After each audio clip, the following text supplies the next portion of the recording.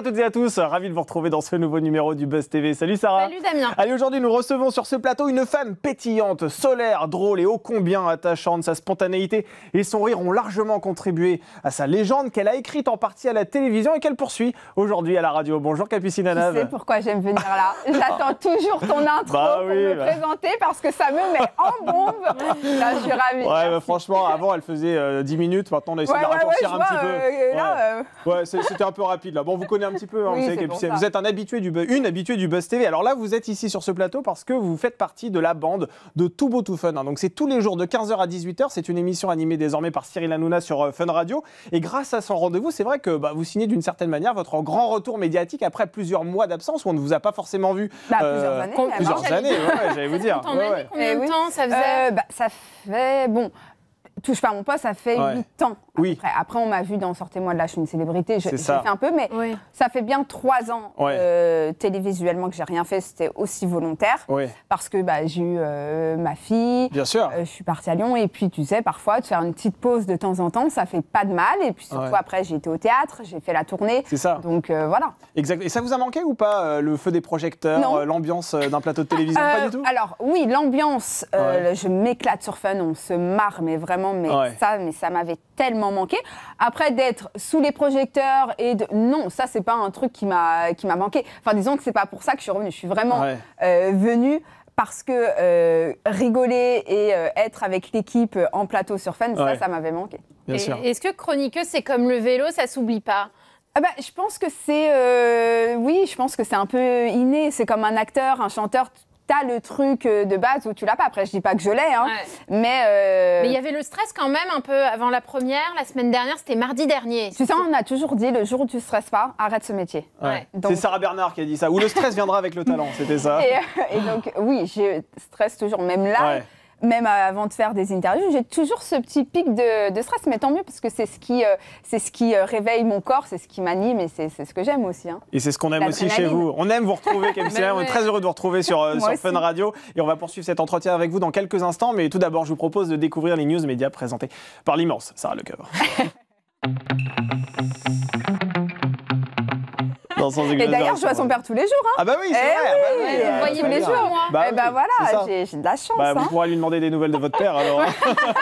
Après il va super bien. C'est vrai, c'est vrai. Allez, on commence ces infos médias avec le chiffre du jour, le 15. Oui, comme les 15 candidats qui vont participer à Love is Blind France. Ça commence dès demain sur Netflix. C'est la nouvelle télé-réalité française présentée par Teddy Riner et sa femme, Loutna Plokus. Alors, ça a été lancé aux États-Unis en 2020. Ça a été adapté un peu partout dans le monde, au Brésil, en Allemagne, en Suède. Et puis désormais, ça arrive chez nous. Alors, le principe, c'est simple. Love is Blind, l'amour est aveugle. 15 candidats, donc, âgés entre 30 et 39 ans, sont à la recherche du grand amour. Et ils vont suivre toute une étape de speed dating à l'aveugle, c'est-à-dire sans jamais se voir. Il faudra attendre une demande en mariage pour qu'ils se rencontrent et ensuite puissent vivre un voyage en amoureux et enfin jusqu'aux noces, évidemment. Vous, célibataire, vous participez à cette émission-là? Mais vous sacralisez beaucoup trop le mariage. Non, mais moi, toutes les émissions sur l'amour ou quoi, vous m'avez jamais vu dedans et vous me verrez jamais dedans. C'est vrai. Parce que pour vous, c'est quelque chose de sacré, c'est ça? Déjà, c'est quelque chose de sacré. Et puis, je veux bien donner de ma personne, mais j'ai aussi mon petit jardin secret. Et pour moi, l'amour, c'est vraiment quelque chose de très intime que j'ai pas forcément envie de faire partager dans les moindres détails. Oui, bien sûr. Mais alors, ceci dit, on sait quand même que votre époux et le papa de votre fille s'appelle Victor. Vous l'avez rencontré où? Enfin, comment cette histoire? On était dans le même collège. Ah, c'est vrai, c'est une belle histoire. On s'est retrouvés 15 ans après à Boulogne-Billancourt, en train de faire les courses au Carrefour. C'est pas vrai. Moi, j'étais avec mon ex. Alors, on doit citer Auchan, Franprix aussi. Voilà, pardon. Et puis, après, il y a eu le confinement. Et en fait, on habitait dans le même immeuble. Il habitait au 3e, j'habitais au 1er. Ah, c'est drôle. Et après, pendant le confinement, on faisait un peu des jeux de société. Puis des jeux de société, mais bien sûr. Et vous avez raison. Avec votre ex quand vous l'avez revu, c'est drôle. Oui, exactement. Quand je l'ai recroisé, attention, il n'y a pas eu. Je vois venir les. Non, il n'y a pas eu tromperie, mais quand je l'ai recroisé, j'étais en couple. Et lui aussi d'ailleurs. Et vous êtes toujours en contact avec vos anciens amoureux qui ont été, c'est vrai, souvent médiatiquement exposés? Non, après demain, je les recroise, j'ai aucun problème, j'ai aucun souci avec aucun. D'ailleurs, aucun, connu ou pas connu, avec aucun de mes ex. L'amour, c'est trop beau pour que ça devienne un drama après. Oui, bien sûr. C'est bien, c'est une belle philosophie. Alors en parlant d'ex, justement, alors là, vous avez vraiment choisi votre moment pour venir nous voir, Capucine Nana, parce que Louis Sarkozy a annoncé qu'il se présentait à la mairie de Menton. Bah oui, à seulement 28 ans, il suit les traces de son père, Nicolas Sarkozy. C'est officiel depuis hier soir. Le chroniqueur de LCI et RMC a officialisé sa candidature pour la mairie de Menton. Les municipales auront lieu en avril prochain. C'est une commune, il faut le rappeler, de la Côte d'Azur, 30 000 habitants. Ouais. Et il s'y était installé il y a quelques mois. Gouverner Menton exige équilibre et sagesse, dit-il. Le maire doit être garant de son passé comme de son avenir. Telle est ma mission. C'est ce qu'il a annoncé dans une vidéo hier soir qui s'accompagne d'une longue lettre aux habitants, évidemment. Alors, reste à savoir s'il pourra poursuivre ses activités médiatiques puisqu'il intervient chaque samedi sur LCI face à Raquel Garrido et depuis la rentrée dans la matinale d'Apolline de Malherbe 2 à 3 fois par semaine. Donc, son temps de parole pourrait être désormais décompté. Alors c'est vrai qu'on ne trahit aucun secret si on dit que vous avez été en couple avec lui il y a longtemps, hein, c'était de 2014 à 2016, je crois, c'était ça. Quelque chose comme ça. Et vous en gardez quel souvenir de cette période de votre vie où vous avez été, vous avez été en contact aussi avec le président de la République à l'époque, Nicolas Sarkozy. Très bon souvenir, c'est une super famille, ils sont tous géniaux. Et là aussi, vous êtes toujours en contact. Voilà, en contact, c'est un grand mot, non. Ouais. Après, je suis, il s'est marié, il va être papa, il veut 15 enfants. 15 15 Oui, je ne sais pas si vous... Attendez, il a demandé à sa femme déjà. Elle est au courant de ça. Après 15, il faut aussi... vous louez un bus pour partir en vacances. Non, mais à un moment donné, nous, femmes, à un moment donné, on peut plus, quoi, aussi. C'est un corps aussi. Et je crois qu'elle a à peu près le même âge que moi, donc 15, ça voudrait dire qu'un parent... Ouais. C'est chaud. Il va voir comment ça fonctionne. C'est ça. Et vous l'aviez rencontré où, Louis Sarkozy ? Sur les réseaux sociaux. Ah d'accord. Ouais, on avait échangé un peu au début pour rigoler, puis après... Voilà. Puis après, vous avez encore plus rigolé. Voilà. Exactement. Eh bien, super, Capucine Nana. Aujourd'hui, ça c'est du passé, on va parler du présent. Parce que votre présent aujourd'hui, il s'écrit sur les ondes, c'est sur Fun Radio que ça se passe et on en parle tout de suite dans l'interview du Buzz TV.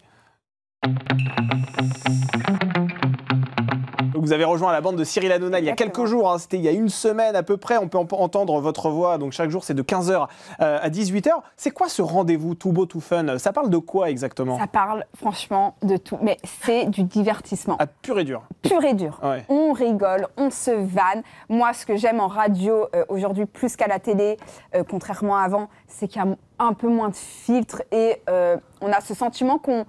En fait, moi, je suis très authentique et très spontanée. Ouais. C'est pour ça qu'aujourd'hui, je préfère faire de la radio que de la télé. Parce que la télé, j'ai toujours peur avec ma spontanéité de dire le truc qu'il ne faut pas. Et aujourd'hui, en fait, tout fait une polémique. Bien sûr. Tu peux presque plus rien dire, tu peux plus rigoler un peu de tout et tout. Donc, c'est vrai que tu fais de la télé, maintenant, tu es comme ça. Vous êtes crispé, ouais. En radio, vous sentez plus libre. Ah, mais carrément. Ouais. Ah bah oui, et puis, on le sent, même Cyril. Pourtant, vous êtes en direct aussi. On est en direct, mais c'est vraiment une bande de potes. Et je vais vous dire un truc, même Cyril, en radio, ce n'est absolument pas le même qu'à la télé. Ouais. C'est pas la même personne. Vous avez l'impression d'être dans un salon, il n'y a pas de public aussi, donc ça aussi contribue au fait que vous sentiez un petit peu on est protégé. Vraiment entre nous, on a l'impression d'être à un dîner de cons, c'est moi la conne. Ah bah c'est bien, on vous a présenté les choses ainsi, c'est ça? Non, mais vraiment, on se marre tous les jours et c'est génial. Et comment vous êtes retrouvés dans l'aventure? C'est vous qui avez appelé Cyril Hanouna? Alors, c'est lui qui a pensé à vous? Moi, Fun Radio, j'ai fait déjà Fun Radio, je faisais l'antenne libre, je faisais le 22h, 1h, déjà il y a quelques années, tous les soirs. Donc Fun Radio, c'est une station que je connais et que j'apprécie. Et avant les grandes vacances, quand j'ai ouï dire que Cyril allait faire de la radio, je lui ai envoyé un petit SMS. Je lui ai dit, voilà Cyril, Fun Radio, c'est une radio que je connais bien. J'aimerais beaucoup, parce que j'avais pas envie de faire de la télé, mais j'avais vraiment envie de faire de la radio. Ouais. J'avais envie de refaire de la radio. C'est vraiment un exercice que j'avais aimé faire à l'époque. Et je lui avais envoyé un petit SMS auquel, j'avais pas forcément eu de réponse. Et peut-être en rentrant de vacances, il s'est rappelé de ce SMS. Il s'est dit, voilà, ils m'ont vraiment appelé par contre 3 heures avant le pilote. Hein. Ouais, c'était, Capu, en fait, Cyril, il vient de nous appeler, il te veut sur le pilote. J'ai dit, ok. Ça, c'est la marque de la production de Cyril Hanouna. Disons que les choses sont très anticipées. Hein. Mais à la base, je venais dépanner. Je savais pas du tout que c'était un test ou quoi que ce soit. Et puis je l'ai su 3 jours avant. Quoi. 3 jours avant, c'est ça? De prendre l'antenne en direct. Et vous avez sauté de joie lorsque vous avez su que vous alliez faire vraiment partie de l'équipe? Ah ouais. Ah ouais, j'étais trop contente. Et c'est vrai que Cyril Hanouna, c'est quelqu'un que vous connaissez bien, puisque vous avez fait partie de sa bande dans Touche pas à mon poste à l'époque sur C8. C'était de 2016 à 2017. Vous voyez, j'étais étonné parce que je pensais que vous étiez resté rester plus longtemps dans cette émission. Alors que c'est qu'une seule saison. C'est un compliment, vous avez vraiment marqué les esprits. Ouais, j'étais sûr que c'était au moins sur 3 saisons. Et en fait, j'ai fait tellement de choses. J'ai fait Il en pense quoi Camille, je faisais TPMP, on avait beaucoup de prime à l'époque. J'ai animé mon propre prime. J'ai fait le e-sport European League. Alors du coup, c'est vrai qu'en un an, j'ai fait beaucoup de choses et peut-être que dans la tête des gens, on a l'impression que c'était... Et pendant tout ce temps, de 2017 à 2025, vous étiez resté en contact avec Cyril Hanouna? Oui. Vous croisiez Bien sûr. Je lui ai toujours envoyé des petits SMS. À la fermeture de C8, j'ai été vraiment très émue. Je lui ai toujours envoyé des petits SMS. Parfois, il y avait des réponses, parfois, il avait moins de temps. Enfin, voilà. Mais, en tout cas, vous avez toujours gardé ce lien. Toujours. Et pour moi, Cyril, je lui dois beaucoup. Hein. Vous savez, quand on sort de Énergie 12, du MAG, qu'on a une image comme ça, faut avoir, pardon du terme, les coronaises, de me prendre et de me mettre à l'antenne en direct tous les soirs. Et Cyril, c'est le seul qui a fait ça, quoi. Donc, je lui dois beaucoup quand même. Hein. Et vous avez signé un contrat de saison ou c'est un peu... Non, c'est Sophie Linga, avec Cyril, Sophie Linga. C'est un CDD de on le connaît. Donc vous ne savez pas si vous êtes appelé ou pas Non, après j'ai quand même mis, et je pense qu'il est conscient un peu de ça, j'ai quand même ma fille et c'est vrai qu'il faut que je la fasse garder le soir. Donc il y a quand même certains jours où il faut que je sois un petit peu quand même au courant, quoi, pour que je puisse m'organiser. Et on vous verra d'ailleurs le soir dans Tout Beau, Tout Neuf ou pas? Est-ce qu'il y aura... Non, ça c'est niette, il n'y aura pas de passerelle entre les deux. Je me sens moins de faire de la télé, pour les raisons que j'ai expliquées à Damien. Ouais. Parce qu'aujourd'hui, l'image, le rapport, les réseaux sociaux... après, on va voir comment... je sais que sur C8, après, ça parlait aussi beaucoup de politique. Moi, c'est un petit peu moins mon truc. Alors là, il parle moins politique. Voilà, là, il parle moins. Donc, écoutez, on va voir. Pourquoi moi, pas. Après, voilà, je suis aussi comédienne. J'ai des propositions là de pièces de théâtre. Je ne veux pas non plus trop m'éparpiller. Donc, la radio, là, je le fais parce que vraiment, on n'a qu'une vie et que j'adore rigoler, que ça m'avait manqué, la bande et tout. Mais faut pas non plus que je m'éparpille trop. Et est-ce qu'on vous a proposé quand même le fait d'arriver à un moment donné sur l'émission de W9 ou bien pour l'instant ça n'a pas été dans les discussions? Oui. Vous l'avez évoqué? Un petit peu. D'accord, peut-être dans un futur plus ou moins proche. Pour le moment, on commence doucement. Ouais, c'est ça. Puis même pour Cyril, t'imagines, il me voit à la radio, après à la télé, il va plus pouvoir me saquer après. Et c'est vrai qu'on s'en souvient, lorsque vous étiez sur TPMP, vous étiez un peu, comme on a coutume de dire dans une émission de Cyril Hanouna, on sait comment ça fonctionne, vous avez l'intello, vous avez la mamie un peu ringarde. J'étais la petite naïve, quoi. Voilà, c'est ça, vous étiez la naïve, etc. Là, mais je suis toujours. Hein. Voilà, c'est ça. Rassure. Vous êtes toujours. Vous avez maintenant un rôle de maman, c'est la jeune maman. Oui, mais ça n'empêche pas d'être naïve. Alors ça, je l'assume complètement. Je suis naïve depuis toute petite. Ça veut dire que je donne ma confiance très vite. Quelqu'un de plus âgé ou de plus expérimenté que moi va me dire quelque chose, je vais le croire. Même si ça paraît complètement... je suis assez naïve. Ça peut me porter préjudice parfois. Même dans les relations humaines. Hein. Non, je ne joue pas un rôle. Non. Et ça vous a déjà joué des tours d'ailleurs, cette naïveté?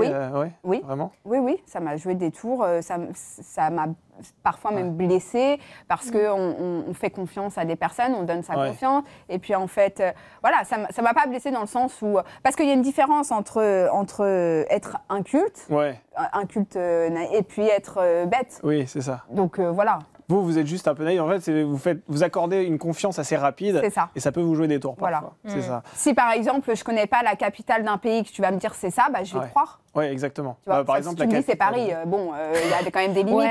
La capitale de l'Italie, c'est Berlin, mais ça, tout le monde est au courant, n'est-ce pas? Non, mais bon, l'Italie, mais voilà, un peu plus... tu vois, je vais te croire. Oui, c'est ça. Par exemple, enfin, je crois ce qu'on me dit, en fait. Alors, ça peut être un défaut. Alors, Mathieu Delormeau est revenu à la télévision, c'était la semaine dernière, et bien dans Tout Beau, Tout Neuf chez Cyril Hanouna. Normalement, on est supposé le voir régulièrement dans l'émission. Vous l'avez bien connu, vous, sur Énergie 12, dans le MAG. Vous avez animé avec lui, vous étiez sa chroniqueuse également. Comment vous avez réagi quand vous l'avez découvert la semaine dernière à l'écran? J'étais très contente pour lui. Comment j'ai réagi à quoi en fait? À ce que j'ai appris cet été ou à son... Alors j'étais très contente. On parlera bien sûr de ses déboires avec la drogue. De le voir, je sais que c'est quelque chose qu'il aime. La télé, c'est quelque chose qui l'anime. C'est un artiste, hein, Mathieu. Mathieu, c'est le meilleur chroniqueur pour moi en France. Il est exceptionnel. Alors on a beau dire, après, il y en a qui le critiquent ou pas, mais ça reste le meilleur chroniqueur. Et de le revoir, moi, je suis hyper contente pour lui parce que je sais que c'est quelque chose dont il a besoin.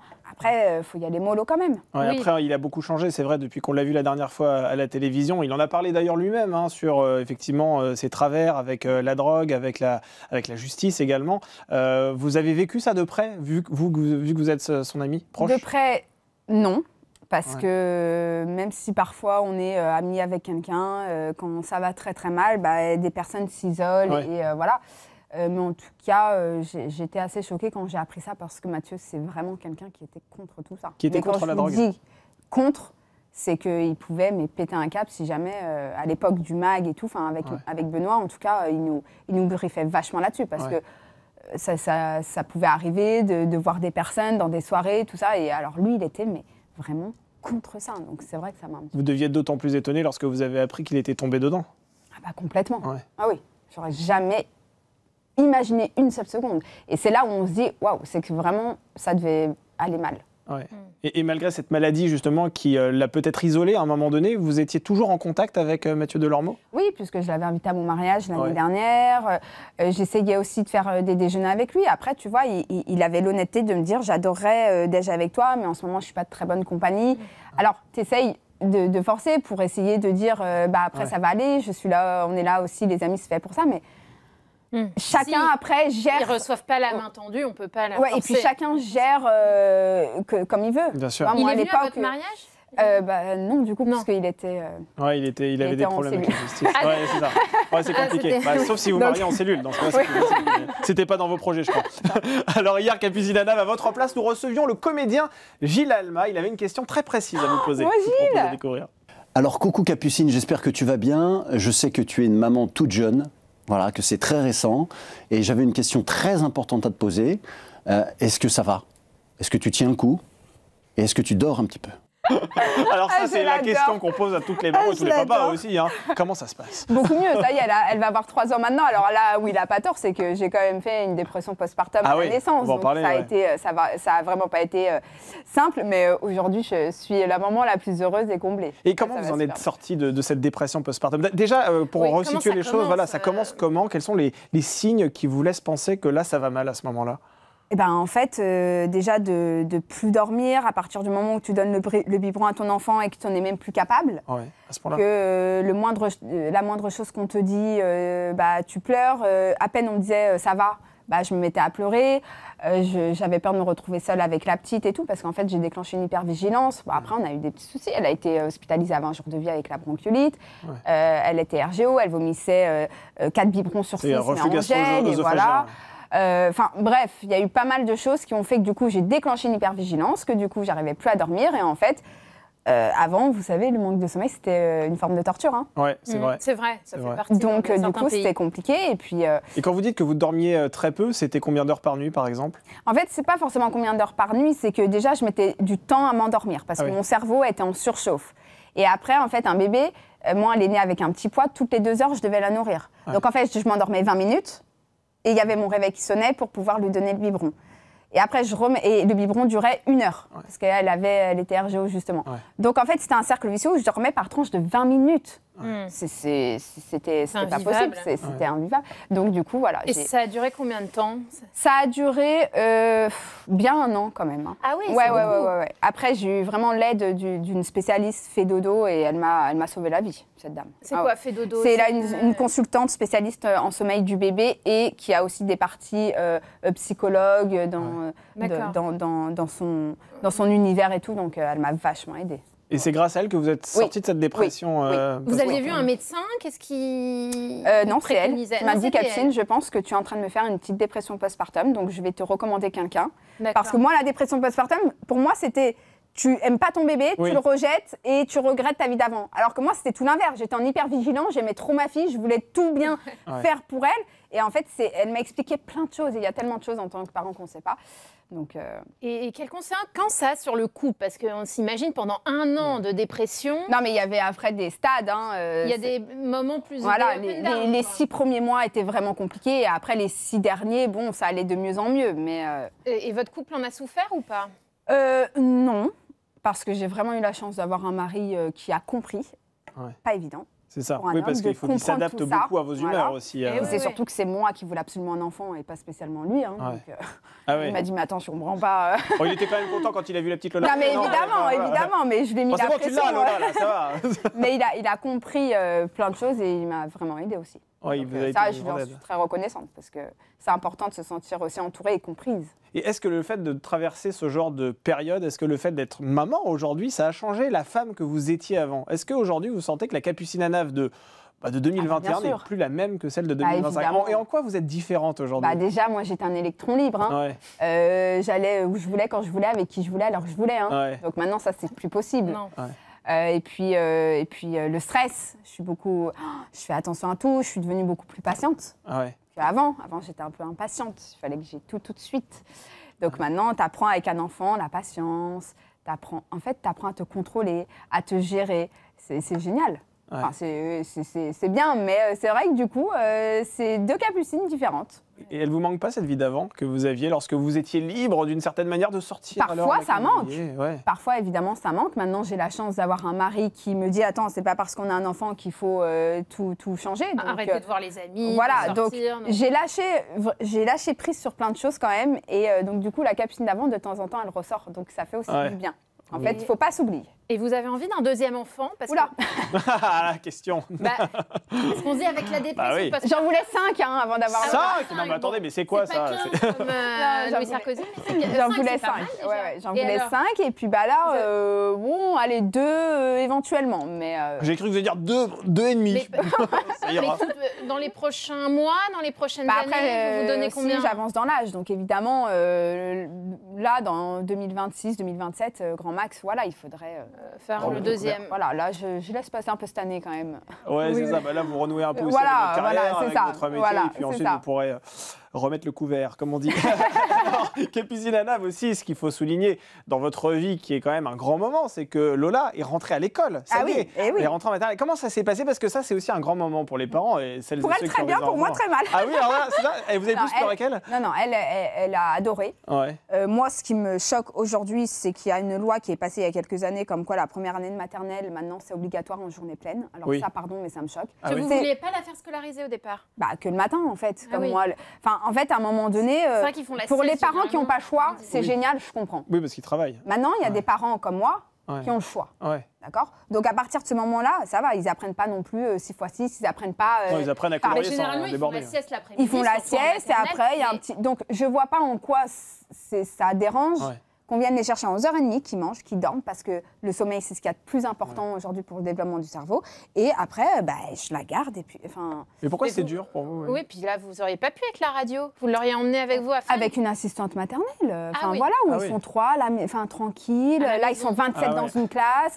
Quand ils font la sieste, ils sont 15 avec un peu de lumière du jour. Enfin, moi, ma fille, elle n'a pas été habituée à ça. Elle dort dans son lit, au noir, au calme, fait 2 heures de sieste. C'est important. Mais en même temps, ça la sociabilise d'une certaine manière. Elle est très, très sociable. Hein. Vous savez, tout le monde l'a critiqué de ne pas la mettre à la crèche. Ouais, elle va être malade plus que les autres. Elle ne va pas faire ses défenses immunitaires. Elle ne va pas être sociable. Elle les fera un peu plus tard. Alors, vraiment, c'est pas pour vanter ma fille, hein, mais elle n'a jamais été à la crèche. Et elle est hyper sociable. Elle aime tout le monde. Elle s'entend bien avec tout le monde. Et elle ne pleure jamais. Elle n'est pas capricieuse. Et voilà. Donc, comme quoi, parfois... Il faut arrêter de dire oui, elle va faire ses défenses et elle n'est jamais malade. Donc, tant mieux. Lola, on la voit autour de votre cou, sur votre collier. Et vous l'avez trouvée changée par rapport là, ses débuts à l'école? Ça fait une semaine, un peu plus d'une semaine. Non, parce qu'elle est un peu en avance. Hein. Elle a été propre très tôt, elle a marché très tôt, elle a parlé très tôt. Donc voilà. Mais quand vous dites que ça a été dur pour vous, la rentrée, pourquoi? Parce que en fait, c'est le fait de la laisser à quelqu'un d'autre qui et de ne pas gérer. Et de pas gérer. Oui, parce que mon hypervigilance, elle restera à vie quand même, même si j'ai lâché prise sur plein de choses. Vous êtes une maman quand même. J'ai besoin de savoir si elle mange bien, j'ai besoin de savoir si elle va bien. Là, hier soir, j'ai vu, elle avait un petit bleu. Je dis, mais comment t'as fait? Et de ne pas savoir, en fait, ce qui se passe. Franchement, pour une maman, c'est dur. Surtout que j'ai passé 3 ans collée à elle. Quoi, donc. Bien sûr. Donc là, quand vous ne savez pas d'où vient le bleu, ça peut tout de suite déclencher en vous une petite crise de panique. Bon, et j'arrive à gérer, mais... On a parlé de Lola, de vous, de la maman que vous êtes. Et le papa, qu'est-ce qu'il fait dans la vie déjà pour... Il est dans la finance. D'accord, il est plus du tout dans le milieu rien à voir. Showbiz, rien. Non, pas du tout. Il a décidé de gagner de l'argent, lui, il a bien raison. Et quel papa est-il? Comment vous vous complétez tous les deux? Eh ben, il est un peu comme moi. De toute façon, il n'a pas vraiment le choix. Vous savez, les papas, ils s'adaptent aux mamans. Hein. C'est les mamans qui commandent. Non, j'ai beaucoup de chance parce qu'il a changé les couches. Il s'occupe de sa fille. Quand j'étais, il se lève la nuit. Il s'est levé la nuit. Quand j'étais en tournée pour le théâtre, il s'occupait d'elle tous les week-ends. Franchement, c'est un papa exceptionnel. Je lui en remercie parce que de nos jours, c'est rare d'avoir des papas comme ça. Ah oui, c'est vrai, se lever la nuit, c'est pas facile. Alors c'est vrai, vous, Capitine, vous n'êtes pas que chroniqueuse et vous n'êtes pas que maman, vous êtes aussi comédienne. Et il faut qu'on en parle aussi lors de cette fin d'interview, puisque la dernière fois que vous étiez venue nous voir, d'ailleurs, c'était pour défendre une pièce de théâtre. Est-ce que vous allez revenir prochainement sur les planches ou dans une fiction télé ? Alors, une fiction télé, pourquoi pas, un film. Là, je suis en train d'écrire mon film. Alors, génial. Voilà, j'en dis pas plus parce que moi, j'aime toujours parler des choses quand ça voit le jour. Aboutit, et voilà. Donc là, je suis à fond. On est sur une version finale avec mes auteurs, tout ça. Donc voilà. Mais au théâtre, en fait, ce qui est compliqué, encore une fois, contrairement à la Capucine d'avant, c'est que j'ai ma fille et le théâtre, il faut partir en tournée. On joue les week-ends. C'est vrai. Et j'ai quand même envie de la voir. Tu fais pas un enfant pour la laisser à des nounous à 24. C'est tout à votre honneur. Vous avez essayé de choisir, de privilégier votre vie de famille par rapport à votre vie professionnelle. J'essaye de faire un peu les deux, quoi. Après, c'est le jour où vraiment le théâtre, ça me manque, quoi. Bon, j'essaierai de... On verra. On verra. Et vous n'avez pas peur que justement ce nouveau rôle, enfin ce rôle de chroniqueuse que vous reprenez cette saison soit une sorte de frein à votre carrière de comédienne ? Parce qu'en France, on a coutume de mettre les gens dans des cases, vous voyez, et là on risque de vous remettre dans la case de chroniqueuse. Est-ce que vous savez, on m'y mettait déjà, donc j'ai envie de dire non, j'ai pas peur. Je me dis, allez, j'ai encore un peu d'espoir en la France. C'est un peu d'espoir là. Puis la case aussi, il y a eu Secret Story, parce que c'est vrai qu'on vous a découvert dans Secret Story il y a 13 ans. 13 ans maintenant. Voilà. Vous savez, Karen Ferry, elle avait fait le Bachelor. Bien sûr, c'est vrai. Enfin, Virginie Efira, elle a animé la Nouvelle Star. C'est vrai. Je peux vous en trouver plein. Secret Story. Pardon ? Vous avez jamais renié ? Non, je dis juste que ça fait 13 ans. À un moment donné, il faut savoir tourner la page. Puis voilà, moi, sans Secret Story, je ne serais pas en train de vous parler aujourd'hui. Bien sûr. Et on vous parle de quoi dans la rue quand on vous croise le plus ? De Touche pas à mon poste, de Secret Story ? Alors, alors plus du tout de ça. On parle vraiment de Cyril, de Touche pas à mon poste. Et on me parle aussi beaucoup, bizarrement, de la pièce de théâtre que j'avais fait avec Khalil Vardar. Ah oui, mais qui avait été diffusée aussi, je crois, à la télévision. Exactement. Absolument. Voilà, c'est vraiment...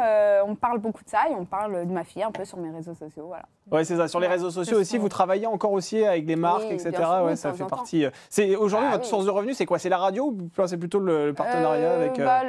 Les deux. Les deux, c'est ça. D'accord. Ah, vous savez, on prend ce qu'il y a à apprendre. Vous avez bien raison. Un jour, tout ça peut-être s'arrêtera. Donc... oui, c'est ça, oui. Et puis vous êtes sur Instagram, etc., sur toutes les plateformes. Merci beaucoup, Capucine Anav. C'est passé super vite avec vous. Quand on est en bonne compagnie, vous savez. Oui, c'est vrai. Ça passe toujours vite. Merci d'avoir été sur ce plateau. Je rappelle que l'on vous retrouve en tant que chroniqueuse dans l'émission Tout Beau Tout Fun. Donc c'est tous les jours, c'est de 15h à 18h sur Fun Radio. Là, vous nous faites rire avec votre spontanéité, comme je disais tout à l'heure en introduction. Et c'est aux côtés de Cyril Hanouna. Merci d'avoir été sur ce plateau. Merci Sarah d'avoir été également sur ce plateau et pour ces infos méga croustillantes. Et nous, on se retrouve demain avec une voix que vous allez pouvoir écouter sur RMC qui a succédé à Jean Rességuier qui lui est parti sur RTL.